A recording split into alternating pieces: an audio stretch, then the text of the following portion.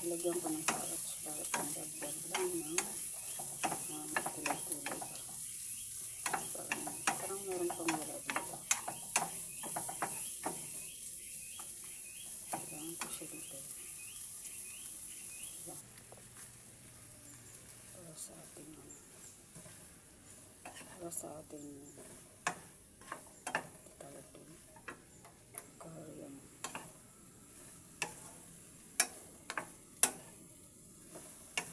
Bokchoy yung bokchoy.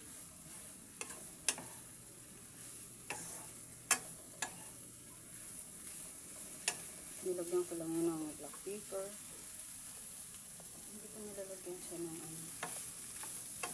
kasi nga mamaya ang pampalasa dito yung gata yung kain. Wala siyang timpla, asin lang, ganito lang. Ay, wala siyang timpla, black pepper lang, walang asin. Kasi natin ang curry powder. Ito curry powder. Yan po.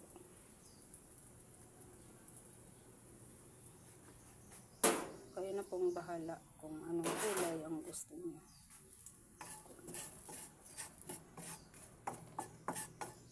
Mahina lang po yung apoy, hindi yan pwede masunod.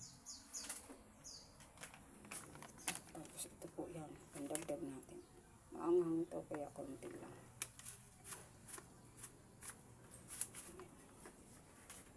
Ganyan.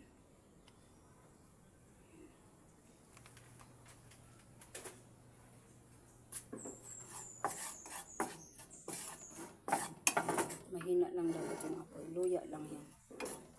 Curry powder. Curry powder din yung isa kaso na ang hanggang.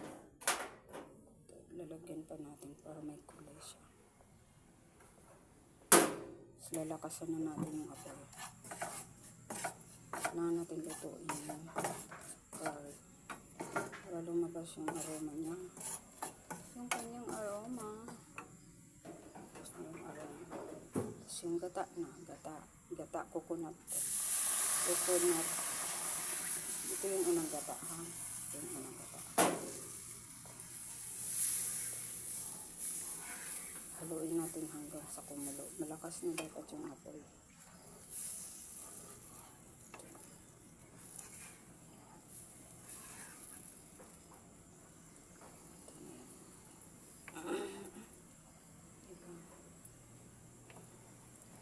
Hindi mo pwedeng i-stop yung paghalo kasi pag i-stop magbuo-buo yung ang kanyang gata. Dapat hindi siya buo-buo. Dapat ganyan lang talaga. Malapot lang dapat. Hindi dapat buo-buo. Mas masarap talaga yung talagang ikaw yung naggata. Hindi yung dulata na gata na. Mas iba ng lasa na.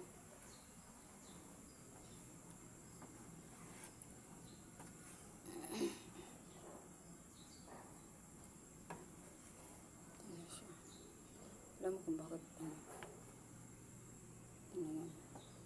gusto mo ng kulay na yung kulay na gusto mo, ayan na hindi na siya yan, malapit na kumulo.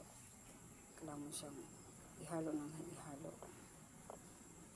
yung mga ihalo yan lang, ihalo mo siya ng ihalo. Dapat may na yan ha, asin, patis, ganun. May patis na saka asin yan. Pinagyan ko siya ng laurel. Yan o, diba? Hindi siya nagbubo. Ayan, gusto natin. Yung alam mong lumiit na siya ng kaunti, luto na yung gata. Dapat ito sa gilid kukunin mo ito kasi nandito yung lasa niya. Yung flavor ng mga ginisa mong gulay. Ito. Ito yung gata. Lalagay natin dyan.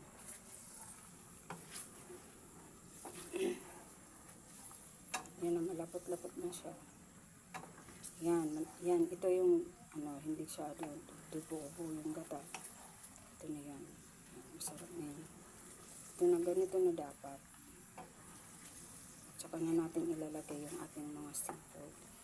Dapat may tahong pa to, kaso wala tayo tahong. May tahong. Ang tahong ni Carla.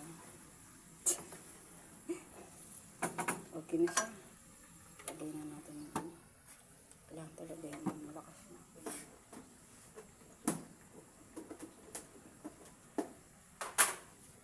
Yung puset, inano ko to sa luya. Pinakuluan, tapos tinapon ko yung tubig.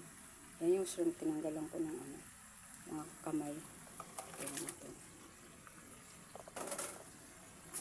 Ito na yan. Yung puset na yan. Ito na yung shrimp. Ito na yung gulay natin. Gata natin. Natin lahat. Gulay natin yung iba.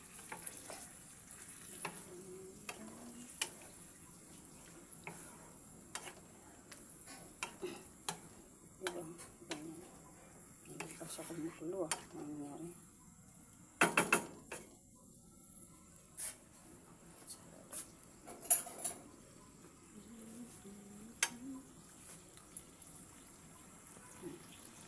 Sarap siya. Kulang siya ng asin.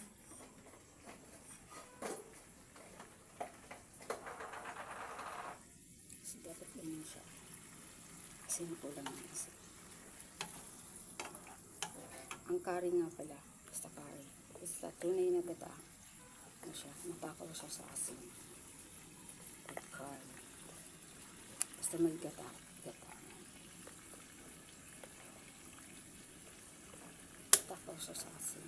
Gata. Ito ang ating seafood curry. Yung shrimp hindi pa masyado gato. Nilagyan ko na lang siya ng cornstarch lapot. Ano siya diba? Ano natin? Saan yung ano ko siya?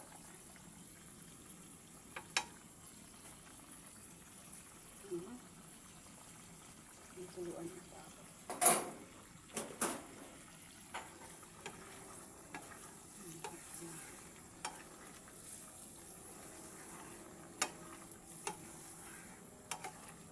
Kailangan ko pa naman.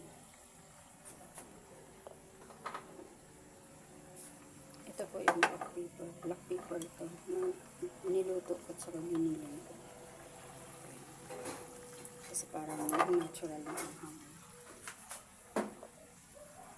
Natural na anghang dapat. Yung galing sa sili. Yung galing sa black pepper dapat. Di ba yung may restaurant na pepper lunch. Ayan. Nakaw sila sa black pepper.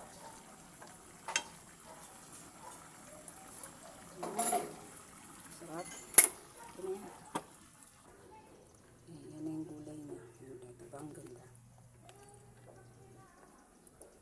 Kunting tsaga-tsaga lang. Sarap yan. Ayan. Ayan. Uy. Ayan. Black pepper lang yung pampaanghang natin. Yun na. Okay, salamat.